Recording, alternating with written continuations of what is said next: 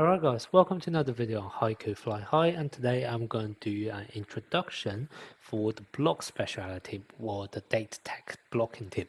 Now this is actually a very strong team, but if you actually take a look at my tier list video, I have actually rated a lot of the characters from data tech school down purely because I say they have to be played in very specific team comp. And what is that team comp? That is going to be what I'm talking today. Now I just want to clarify up front, even though this team is super strong, it's actually ridiculously hard to obtain because you have to play the entire school, and that requires you having access to full SSR character, which very likely you won't be your first choice out of the selection box. So you are kind of relying on summoning absolute huge or getting very lucky in order to actually obtain those full SSR character at the same time. So that's kind of why it's definitely very hard to actually build this team. But if you do actually build it, I will show you exactly how strong this team can get. Before getting into the team building, I just want to show you the character skills for people in data tech school, just so you understand why it's so important to build a team such as this. If we take a look at the character, first of all, by characters in data tech school, what basically mean it's going to be the full SSR character plus this SR character Obara. And if we just take a look at their skills, starting off with Aeon, if we take a look at this one, so his passive skill, this scales based on how many people you have on your team with block type power, okay? So this is for Aeon, then for Takuchi, same thing. It scales based on how many block type players are on your side. And he actually has two passive skill, which scale based on that. And then if we take a look at the setter, same thing. It scales based on how many other, well, actually increase the block power of your other players' block skills. And then same thing with the opposite hitter. It also have a passive ability, even though this is conditional only to when you're losing, but increase your blocking skill by additional 3% for each blocking player. And it's also the same case for the SR character. If you take a look at his passive, it increased by 2% for each player's block set. And that already immediately tells you, if you actually want to have a very strong blocking playstyle team, you need to have as many people on the team as possible which have a block type label. And unfortunately right now in the game, all of the characters which are capable of blocking outside of mid blockers, so for example we take a look at the other positions, so wind spiker, setters and opposite hitter, they the only ones capable of blocking are all in data tech school. And that's kind of why if you actually want to have a blocking style, play style, you are pretty much forced to play as many characters from their school as possible, just so that you can get the maximum benefit out of their skills, so that it actually stacks and also scales based on the number of blockers on your team. And also, just on another note, I also want to point out two other characters which also have this ability of scaling, blocking ability, and that's going to be Suki. If you actually take a look at his passive ability, well, this doesn't scale, but basically increase the power for your other front row. And obviously, if your other front row, let's say all three of your front row characters are also blockers, then obviously that's how you can get the maximum out of Suki's passive.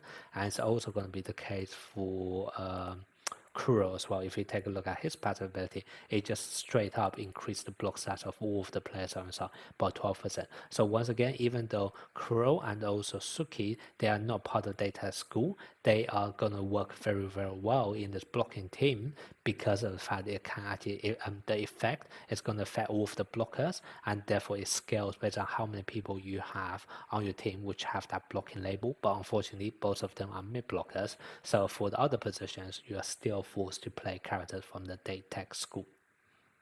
Okay, now let me show you what is, in my opinion, the best data tech block team, and it's going to look something like this.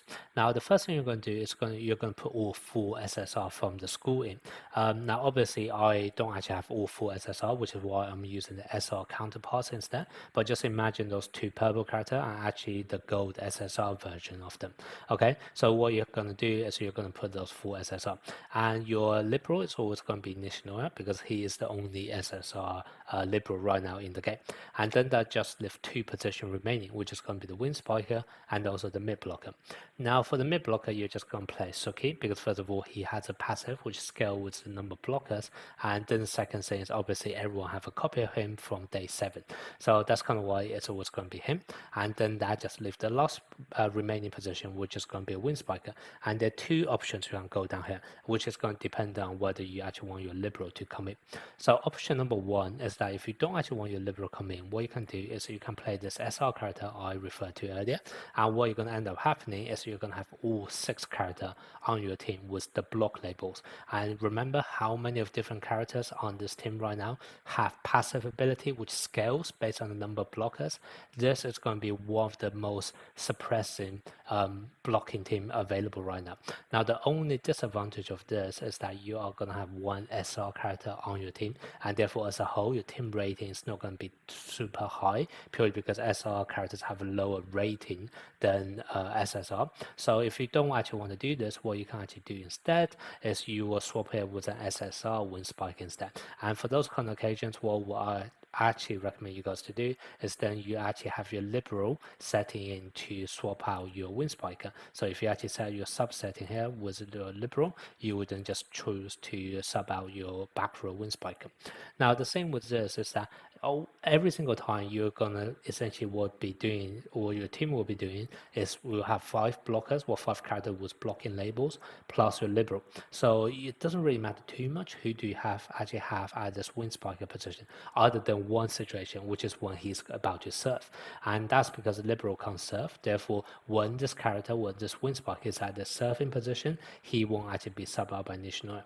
So therefore, the most optimal choice for this win spiker SSR character is going to be someone who's capable of serving, and that is going to be Asahi, because him and also this guy Futakushi are the only 2 win spiker right now in the game which can actually serve. So that's kind of why you're already going to have him as part of your blocking team, or one of the blocking character. So that's kind of why in your serving position you're going to start off with Asahi. And this is also going to be a very, very strong team, because remember, all of your 5 other characters, they all have blocking labels, so you're still going to have a huge amount of passive stacking up with each other. And then in terms of your rotation, remember, your team would only rotate around when you actually lose a point. So, and vast majority of the matches up to at this mid game or early end game is going to be only up to 5 points. So what you can actually see is that on the very first time, what you're going to have 3 blockers up front. As you lose a point, second time, you're still going to have 3 blockers up front. Third time, you're still going to have 3 blockers up front. So basically, you literally have a very long rotation where you're going to take advantage of the fact that you have 5 blocking characters on your team. And that is going to be very, very strong for you, allowing you to win points, not by having strong spikes or anything like that, but simply performing those perfect blocks so that the opponent can never get the ball across to your side. Oh, and one more thing I forgot to mention, which is you can also set up your pinch server to Yamaguchi. And the idea here is that you'll be starting off with Asahi, who has a serving skill, and then as you rotate around the next time, you're going to have your Aeon, the one actually in the serving position. And then if you actually set up your pinch server here from Aeon to Yamaguchi, what's going to happen is Yamaguchi going to then come into serve. And then that basically means not only you have very strong blocking front line, you actually have 2 very good server to start off the match. And also if Yamaguchi actually do come into this position, you can also have this bond between Yamaguchi and also Suki as well. So you are also taking advantage of that.